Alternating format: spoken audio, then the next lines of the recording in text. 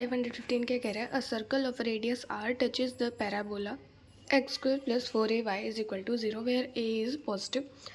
At the vertex of the parabola, the center of the circle lies below the vertex and the circle lies entirely within the parabola. Then the largest possible value of r is.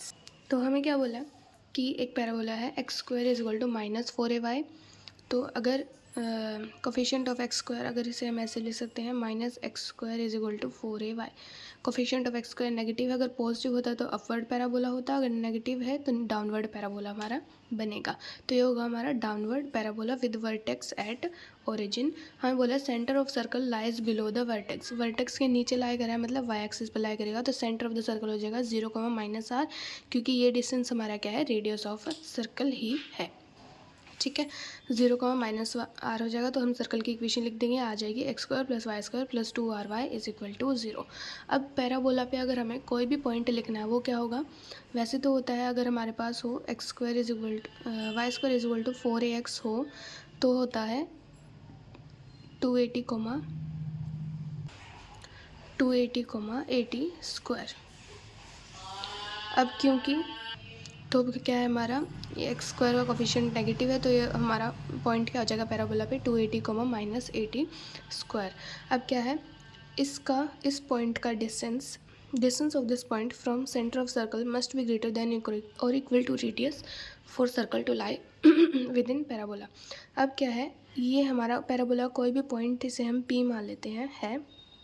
अब इस point का centre से distance जो होगा वो क्या होना चाहिए, रेडियस के इक्वल या फिर उससे बड़ा होना चाहिए, क्योंकि तभी वही कंडीशन हमारी जो कह रहा है क्वेश्चन में कि पैराबोला के अंदर सर्कल आ रहा है, तभी वही कंडीशन हमारी क्या होगी, सेटिस्फाई होगी. अगर पॉइंट P वर्टेक्स ही है तो क्या होगा हमारा, इक्वल टू रेडियस होगा डिस्टेंस. अगर पॉइंट P कहीं यहाँ पे है तो वो क्या होगा, हमेशा ग्रेटर देन रेडियस होगा. तो हमारे पास क्या केस आया, इस पॉइंट का इसके सेंटर से डिस्टेंस हमारा क्या आना चाहिए, greater than equal to r. तो हमारे पास क्या आ जाएगा, r less than equal to 2a + 80². अब मैक्सिमम वैल्यू हमें निकालनी है रेडियस की, वो कैसे मिलेगी, जब हमारा पॉइंट P क्या होगा, हमारा वर्टेक्स होगा. पॉइंट P वर्टेक्स होगा तो हमारा क्या हो जाएगा, T 0 आ जाएगा. अब ये पॉइंट P वर्टेक्स क्यों होगा, देखिए अब मैक्सिमम यहाँ से जब नीचे जाएंगे तो हमें y की क्या मिलेगी, नेगेटिव वैल्यूज़ मिलेंगी. हमें y की मैक्सिमम वैल्यू क्या मिल रही है, 0. अब 0 क्या होता है, सभी नेगेटिव जो नंबर्स होते हैं उनसे बड़ा होता है, तो y की मैक्सिमम वैल्यू हमारे यहाँ पे क्या है, 0. y जब 0 है तो 80² हमारा क्या है, -80² हमारा क्या है, 0 है. तो a हमारा पॉजिटिव है, तो उसके लिए हमारा क्या होना चाहिए, t हमारा 0 होना चाहिए.